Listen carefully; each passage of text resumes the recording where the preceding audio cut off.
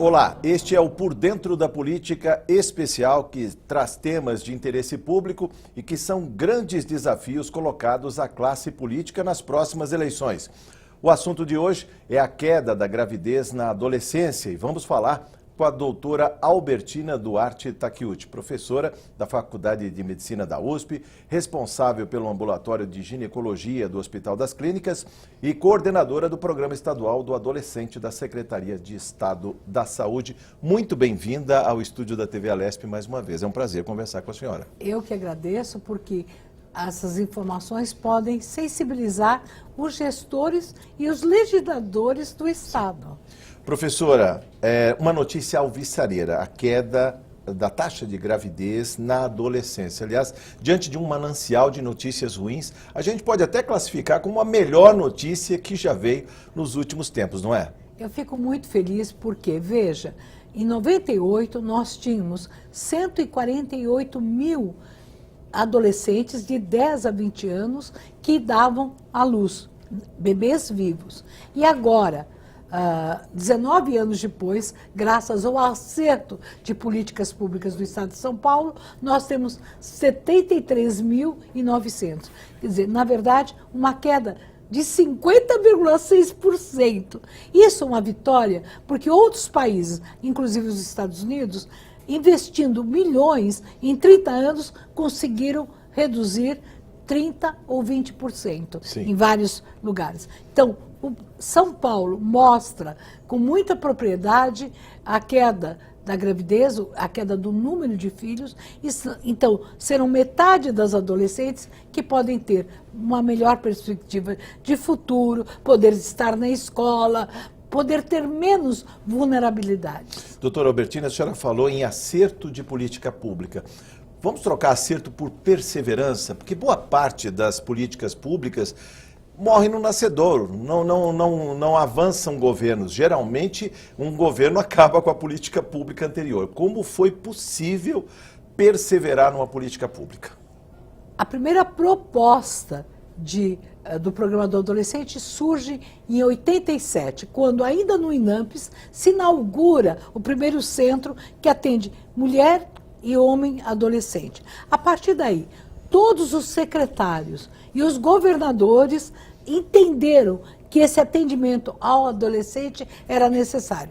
Mas, em 1990, nós ganhamos um prêmio da Organização Mundial de Saúde. Esse prêmio reverteu numa pesquisa e mostrou que as meninas tinham medo de não agradar e o menino medo de falhar. Então, não era falta de informação, era atitude, era insegurança que os adolescentes tinham. Então, a gente marca 98 porque é a partir de 98 que nós começamos a sensibilizar os profissionais, a fundar casas do adolescente, espaços especiais e trabalhar em grupos. Não ficar falando por que você engravidou, o que aconteceu, dos métodos anticoncepcionais. Falar do cotidiano dos adolescentes. Sim. Tudo isso desencadeou vários prêmios, várias apresentações internacionais. Por exemplo, este ano, em fevereiro, eu apresentei para a América Latina inteira, por isso que eu estou dizendo que São Paulo é um grande país.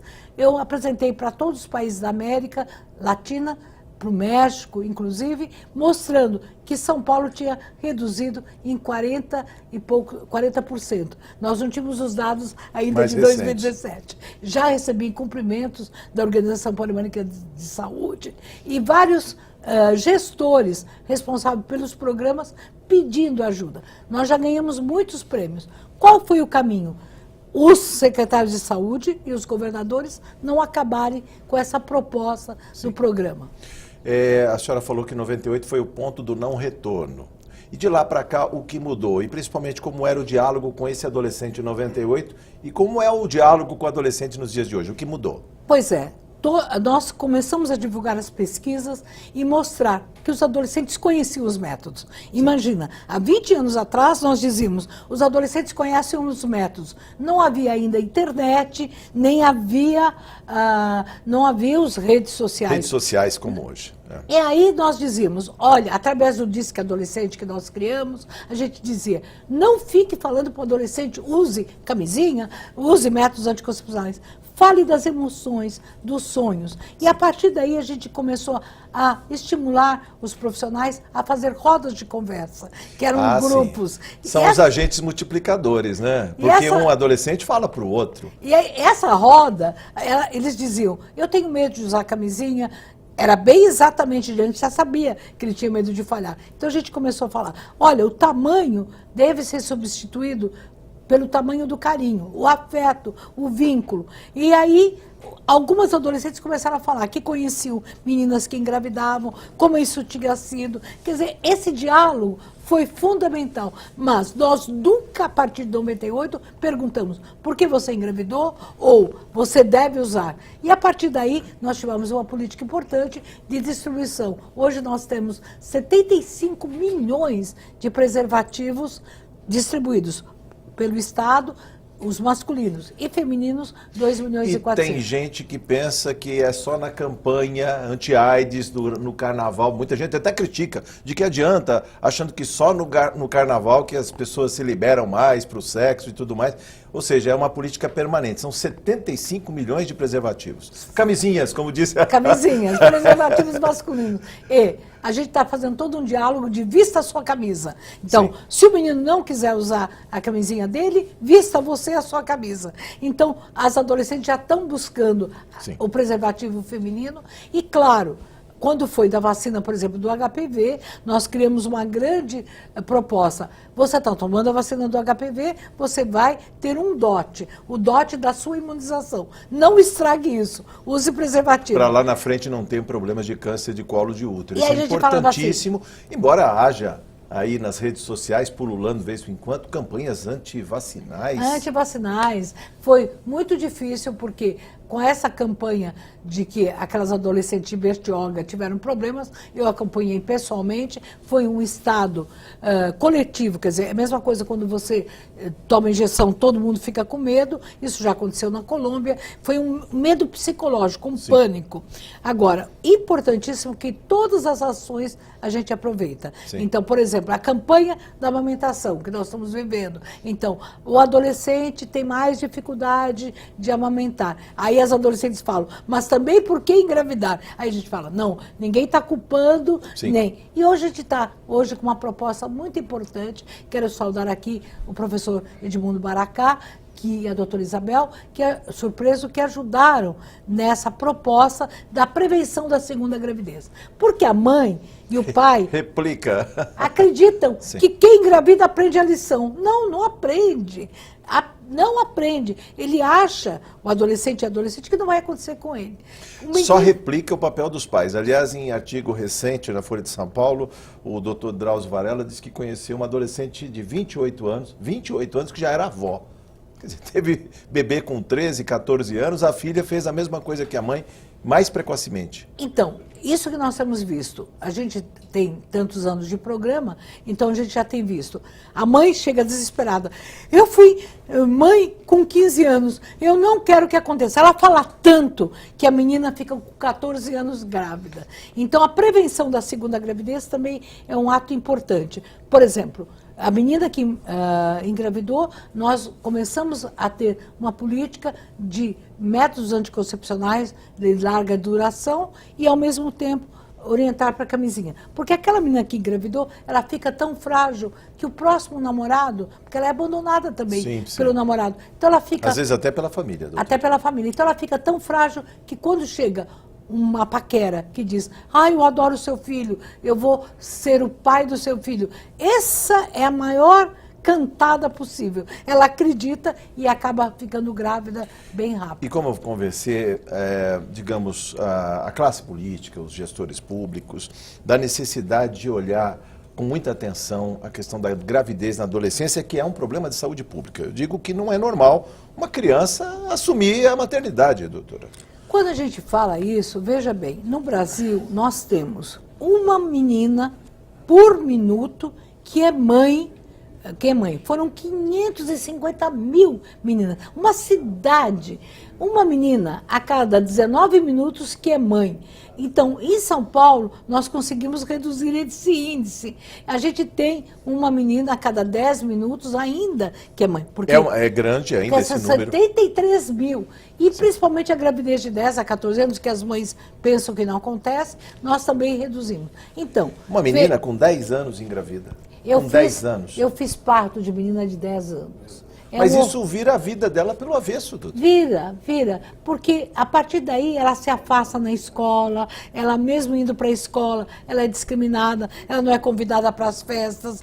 E agora nós temos um fenômeno de muitas adolescentes levando as suas crianças nos bailes. E aí criando mães crecheiras. Uma mãe dança e cuida. Então imagina esse barulho, essa coisa toda. Mães crecheiras, para mim, é novo. Mães crecheiras, para cuidar do bebê. Do bebê. Mas a ONU fez um trabalho com a UNFPA que mostrou que menina que engravida na adolescência, ela é vulnerável, ela é desigual. É uma proposta de desigualdades. Ela não consegue ter o mesmo trabalho daquela menina que não engravidou, não consegue ter a autoestima daquela que não engravidou, ela se afasta. E a segunda gravidez, então, afasta totalmente ela da escola. Doutora Albertina, o que falar também da opção pelo aborto? Eu imagino que essas meninas abandonadas pelos companheiros, pelos maridos, ou namorados, às vezes até pela família, algumas fazem essa opção. E eu digo isso porque, segundo pesquisa também, uma em cada 5 brasileiras já fez ou teve. É importante separar o aborto natural, né, espontâneo, e o provocado. Como fica a cabeça dessa jovem?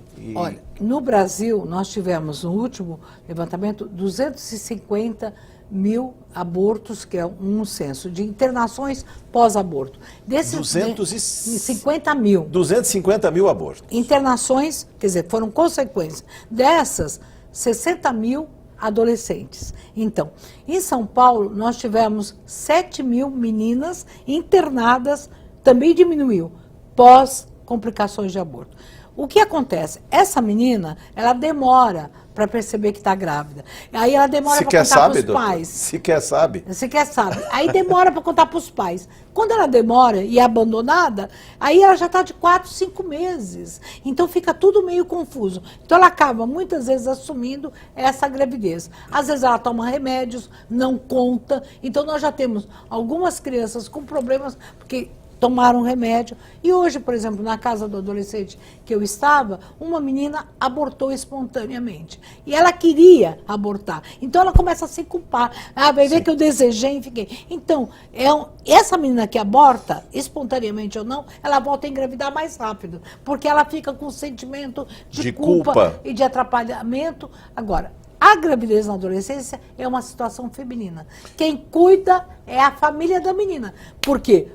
Em 60% o namorado assume, não é que ele só assume. Não é assume, ele some. Ele some. E a mãe também, a família do menino, também não se responsabiliza. Então, quem cuida é a menina e a família da menina. A família também pode fazer um guarda-chuva, uma proteção para essa menina com muito esclarecimento. Eu digo isso porque, vamos pegar uma média, não de 10 anos, mas 15. Uma menina de 15 anos, em geral, 15 para 16 anos. O corpo, a compleição física, o corpo está pronto, mas talvez a cabeça não, é cabeça de criança, não é, doutora? Então, na verdade, é um mundo mágico. Ela não está preparada nem para a rotina dos tempos. Quer dizer, qual é o tempo de amamentação? Ela não sabe, porque ela não tem paciência. Ela não está lidando ainda com o ritmo. Ela muitas vezes acaba, qualquer problema que o neném tiver, ela percebe que ela mudou a vida. Então, a Escola Paulista fez uma pesquisa mostrando que atos de violência são maiores com as meninas adolescentes. Então, toda mãe que é adolescente, nós temos que ter um trabalho na rede pública de forçar o vínculo. Ela não é culpada, ela é vítima dessa situação. E você me perguntou, Jorge, da questão das políticas. Nós temos o SUS, o Sistema Único de Saúde é o maior sistema de saúde do mundo, o maior. Não tem Holanda, não tem Estados Unidos, eu conheço esses países. Então, Nós temos o SUS e é possível nas unidades básicas, que nós tivemos 20 milhões de atendimentos nas unidades básicas, que possam haver um acolhimento melhor. Nós estamos fazendo essa linha de cuidados para estimular. Outra coisa, custa muito barato a Casa do Adolescente. Sim. São projetos que a Casa do Adolescente é uma alternativa à Fundação Casa. Quer dizer, Sim. a Casa do Adolescente é um lugar onde os adolescentes discutem o que eles sentem, as suas emoções. O que falar também desta faixa? Eu digo que, no caso desse namorado que não assume, os pais que às vezes abandonam, quer dizer, como fica sozinha essa moça e com uma gravidez? A gente sabe que a gente tem uma geração inteira de nem, não é? Claro. Nem trabalha, nem estuda.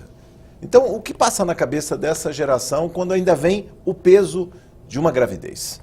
Olha, os educadores, os gestores têm que saber que essa geração, quer dizer, 550 mil no Brasil, 73 mil agora, 40% vai voltar a engravidar em 2 anos. E se ela volta para a escola com maior dificuldade, daqui a 2 anos, ela vai parar a escola. Então, quem é a geração neném e que ainda tem uma gravidez, vai ter outro neném. Aí vai ter um nenê, 2 filhos. Então, é possível que ainda na adolescência ela tenha 3 filhos. Aí acabou. E outra coisa, a geração dela, ela fica com muito baixa autoestima, porque o corpo de uma adolescente é uma vitrine. Ela vai se sentir que ela engordou, está diferente. Se uma mulher adulta tem medo do seu corpo, imagina uma adolescente. Uma adolescente, com toda a sua autoestima, né, doutora? O que falar também desses grupos, eu digo, qual é o perfil dessas meninas que engravidam? É importante dizer, aliás, se pode até falar que a gravidez pode ser a condenação, uma gravidez indesejada, vamos deixar bem claro, né? Para uma menina, uma jovem aí, 14, 15 anos, que não teve acesso a medidas de contracepção. Ou seja, não teve informação, doutora, é isso. Seja na família, seja na escola, como tratar? Uma coisa importante, a gravidez está aumentando em todas as classes sociais. Por quê? A atividade amorosa está acontecendo entre 14 e 15 anos. Hoje, o primeiro beijo acontece com 11, 12 anos. E ela se sente discriminada porque é bebê, boca virgem. Então, ela diz, só eu não beijei, será que eu sou feia? Então, a atividade está acontecendo entre 14 e 15 anos.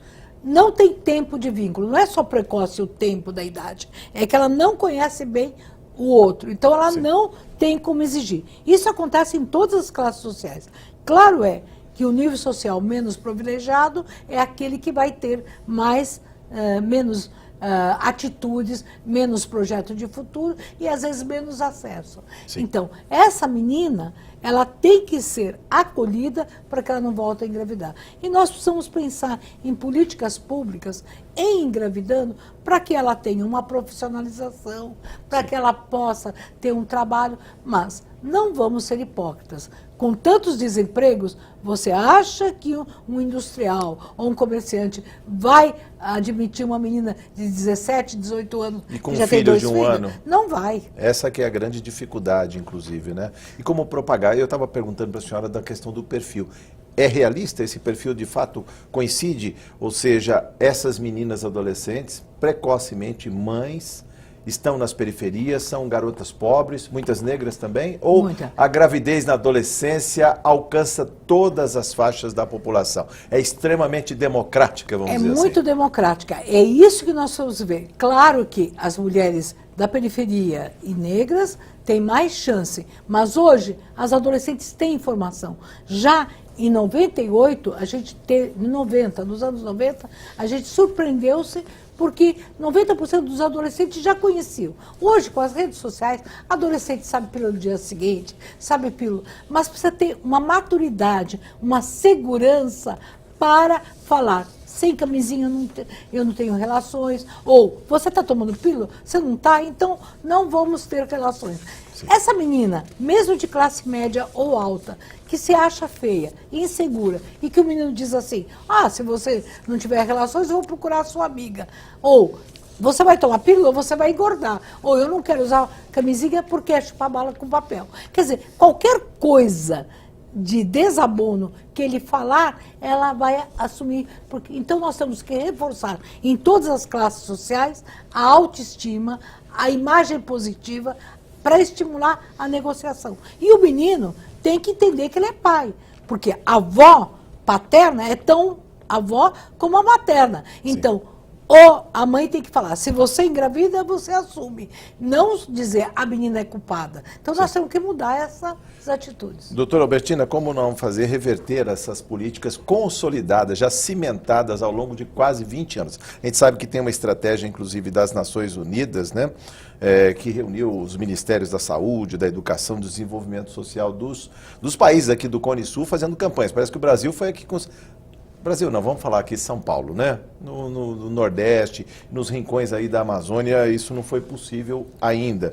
Mas como fazer perenizar políticas como essa, doutora? O Brasil tem uma triste, hoje, um triste número. O Brasil é o 7º país da América Latina em gravidez na adolescência. Veja, os nossos índices são semelhantes à Bolívia, ao Paraguai. Isso me dá uma tristeza incrível. Eu tenho certeza que o índice de São Paulo... Puxa para cima, né? Puxa para cima, porque nós temos 12% dos partos são adolescentes. Em Roraima, nós temos 30%, 28%.